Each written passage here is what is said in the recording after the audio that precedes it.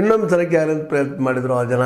ಆವತ್ತು ಸೌಜನ್ಯ ಪರ ಇದ್ದಂಥ, ಅದು ಸೌಜನ್ಯ ಮೇಲೆ ಆದಂಥ ಒಂದು ದಾಳಿಯಿಂದ ಗಾಬರಿ ಅಂತ ಜನ, ಇಲ್ಲಪ್ಪ ಇಂಥದ್ದು ಮೇಲೆ ಆಗ್ತಾಯಿದೆ, ಇದು ತಡಿಲೇಬೇಕು ಅನ್ನೋ ಕಾರಣಕ್ಕೆ ಹೋರಾಟ ಮುಂದುವರ್ಸ್ಕೊಂಡು ಬಂದರು. ಇಲ್ಲಿ ನಡೆದು ಕಳೆದ 12 ವರ್ಷಗಳಿಂದ ಆ ನಿರಂತರವಾದಂಥ ಹೋರಾಟ ನಡೀತಲ್ಲ ಬಂದದ.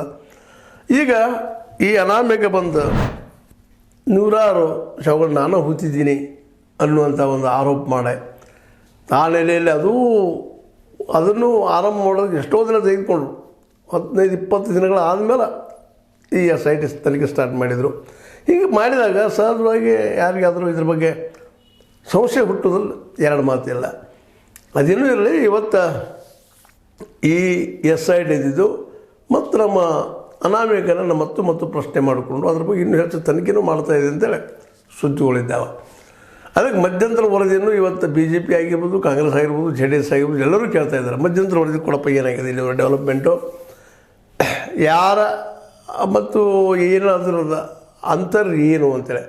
ಅದು ಇಲ್ಲಿವರೆಗೆ ನಡೆದಂಥ ಈ ಒಂದು ಘಟನೆಗಳು, ಸರ್ವೆಗಳು, ಇವುಗಳದ್ದು ಎಷ್ಟರ ಮಟ್ಟಿಗೆ ಈ ಹತ್ಯೆಗಳಾಗಿದ್ದಾವಲ್ಲ ಆ ಜನರ ಪಾಪ ಅನ್ಯಾಯಕ್ಕೊಳಗಾದಂಥ ಜನರ ಪರವಾಗಿ ಎಷ್ಟರ ಮಟ್ಟಿಗೆ ರಿಪೋರ್ಟ್ ಬರ್ಬೋದು ಅನ್ನೋದು ಸಂಶಯ ಅದ ಇವತ್ತು. ಯಾಕಂದ್ರೆ ಹೇಗಾಗಿ ಹೇಳಲಿಕ್ಕೆ ಸಾಧ್ಯ ಇಲ್ಲ, ಅದ್ರ ಬಗ್ಗೆ ಇವರ ಮಾಡಿದಾರಪ್ಪ ಅಂದ್ರಂತೂ ಸಾಧ್ಯ ಇಲ್ಲ.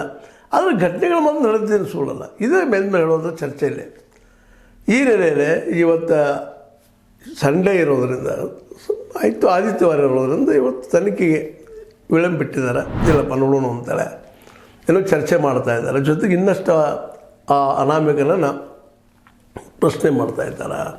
ಅವ್ರನ್ನ ಏನಪ್ಪ ನೀವು ಸರಿಯಾಗಿ ನೋಡಿದ್ದೀರಾ ಇಲ್ವಾ, ಎಲ್ಲೇ ಎಂತು ಏನು, ಮತ್ತು ಅವ್ರು ಯಾರ್ಯಾರು ಹೆಸರು ಹೇಳ್ತಾರೆ ಅವ್ರನ್ನ ಹಿಡಿದು ತಂದು ಎನ್ಕ್ವೈರಿ ಮಾಡುವಂಥ ಕೆಲಸವನ್ನು ಮಾಡ್ತಾಯಿದ್ದಾರೆ. ಸುದ್ದಿಗಳಿದ್ದಾವೆ ಮತ್ತು ಕರೆಂಟ್ ಅದು ಮಾಡಲೇಬೇಕಾಗತ್ತೆ ತನಿಖೆಯಲ್ಲಿ ಅವ್ರು ಹೇಳುವಂಥ ಮಾತಿನ ನೆಲೆಗಟ್ಟಿನಲ್ಲ. ಅದಕ್ಕಾಗಿ ಈ ಮಧ್ಯಂತರ ವರದಿ ಬೇಡೋದು ಏನು ತಪ್ಪೇನಲ್ಲ. ಆದರೆ